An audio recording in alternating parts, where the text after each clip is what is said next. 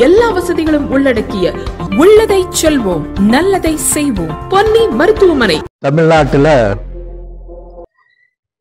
இன்னைக்கு ஆண்டு கொண்டு இருக்கக்கூடிய கடவுள் மறுப்பு, கடவுள் நம்பிக்கை இல்லாத அரசாங்கம் நடந்து கொண்டிருக்கின்றது.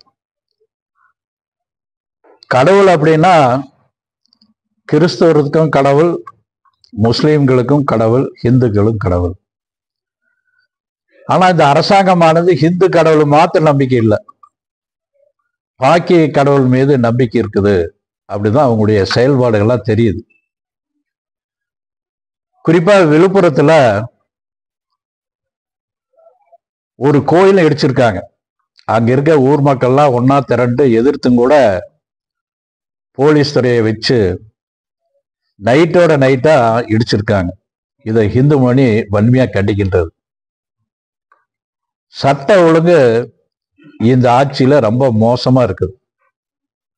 ஒரு காங்கிரஸினுடைய மாவட்ட தலைவரை கொண்டிருக்காங்க. அந்த அளவுக்கு சட்ட ஒழுங்கு மோசமா இருக்குது. இது காரணம் இந்த போதைப் பொருள்லாம் அதிகமா இருந்துட்டு இருக்குது. எங்க நடக்கக்கூடிய சம்பவம் இந்த போதை மூலியமா தான் நடக்குது. பல்லடத்துல பக்கத்தில் நடந்த கூட போதைப் பொருள் தான். இது மாதிரி பல்வேறு இடங்கள்ல இந்த போதைப் பொருள் அது மூலியமாக நிறைய சட்ட ஒழுங்கு கெடுது. தொடர்ந்து இதை இந்து மணி வற்புறுத்திட்டு இருக்குது. இந்த ஆளுங்கட்சியில் இருக்கக்கூடிய நபர்கள் கூட ஷாபர் ஜாதி அப்படிங்கிற ஒரு சர்வதேச லெவல்ல இந்த போதைப் பொருள் கடத்தல ஈடுபட்டு இருக்காருன்னு செய்தி வந்து கொண்டு இருக்கின்றது.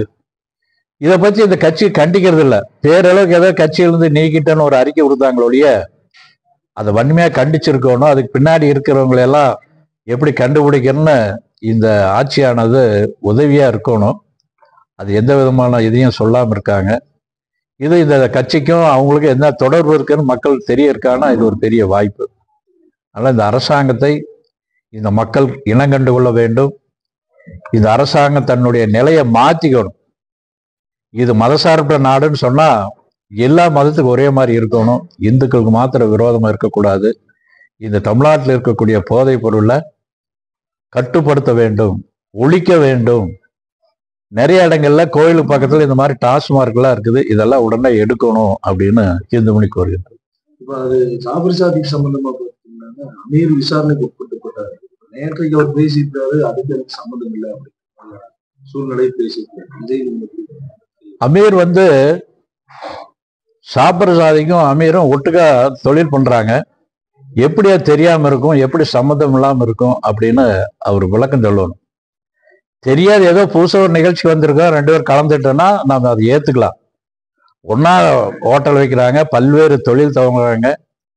அந்த எதுல இருந்து பணம் வருதோ அந்த போதைப் பொருள் மூலியம் வரக்கூடிய பணத்தை தான் அதுக்கு முதலீடா போட்டிருக்காங்க. இதெல்லாம் தெரியாதுன்னு சொல்றதெல்லாம் ஒரு பொய்யான சம்பவம். அமீரை இன்னும் கொஞ்சம் ஆழமா விசாரிக்கணும் அப்படிங்கிறத நாம சொல்ல வேண்டி இருக்கின்றது. தமிழக முதல்வர் கொடைக்கானல் சென்று வந்தார். எடப்பாடி பழனிசாமி சொல்றாரு, கோடை வெயில மக்கள் ஒரு சூழ்நிலை